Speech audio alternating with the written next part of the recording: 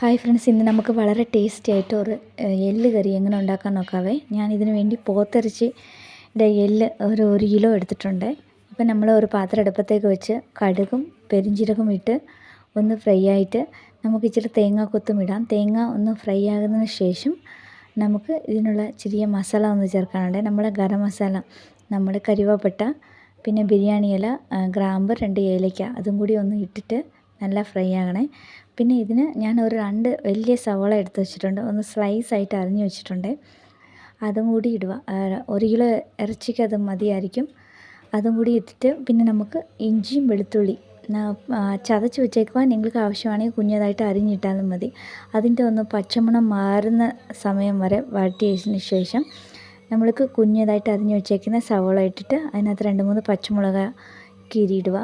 അതും കൂടി ഒന്ന് വാടി കിട്ടുന്നവരെ ഒന്ന് ഫ്രൈ ആയതിനു ശേഷം നമുക്ക് പൊടി ചേർക്കാവേ. ഇച്ചിരി മഞ്ഞൾപ്പൊടി, പിന്നെ ഞാൻ ഗരം മസാല പൊടിച്ച് വെച്ചേക്കുന്നത് അതും, ഇച്ചിരി മല്ലിപ്പൊടിയും മുളക് പൊടി, ഇല്ലെങ്കിൽ നിങ്ങൾ കടയിൽ കിട്ടുന്ന മീറ്റ് മസാല മേടിച്ചിട്ടാലും മതി. നിങ്ങൾക്ക് ഏത് ഇഷ്ടമാണോ അത് ചെയ്താൽ മതിയേ. ഞാനിതെല്ലാം മേടിച്ചിട്ട് ഒന്നിച്ച് പൊടിച്ചിടുക വീട്ടിൽ വന്നിട്ട്. അത് കുറച്ചുകൂടെ ടേസ്റ്റ് കിട്ടുന്ന പോലെ എനിക്ക് തോന്നി. ഞാൻ എണ്ണയും വളരെ കുറച്ചിട്ടേക്കുന്നത്, അതുകൊണ്ട് ഈ മസാല ഒന്ന് കുറച്ച് ചൂടായി കിട്ടണം. ഒരു 2-3 മിനിറ്റ് ചൂടായതിന് ശേഷം നമ്മൾ 1 കിലോ എല്ല് കറി മഞ്ഞൾപ്പൊടി ഇട്ട് നല്ല കഴുകി വൃത്തിയാക്കി വെച്ചേക്കുവാണേ. അതും കൂടി ഇട്ടിട്ട് ആവശ്യത്തിന് വെള്ളവും ഇച്ചിരി ഉപ്പും കൂടി ഇട്ട് ഒന്ന് മിക്സാക്കണേ. അത് കഴിഞ്ഞ് ഞാൻ ഈ പാത്രത്തിൽ വെക്കത്തില്ല, ഞാൻ കുക്കറിൽ വെക്കാൻ പോവാം. ഇല്ലെങ്കിൽ നിങ്ങൾ കുക്കറിനകത്ത് ഇറച്ചി വേവിച്ചിട്ട് ഇതുപോലെ മസാല ഉണ്ടാക്കിയിട്ട് മിക്സാക്കിയാലും മതി. നിങ്ങൾക്ക് ഏത് ഇഷ്ടമാണോ അങ്ങനെ ചെയ്താൽ മതി. ഞാനൊരു 7-8 വിസിൽ അടിച്ചിട്ടുണ്ട്. പിന്നെ നമുക്ക് ഇച്ചിരി കപ്പയും വേകുന്നുണ്ട്, ചെണ്ടൻ കപ്പ.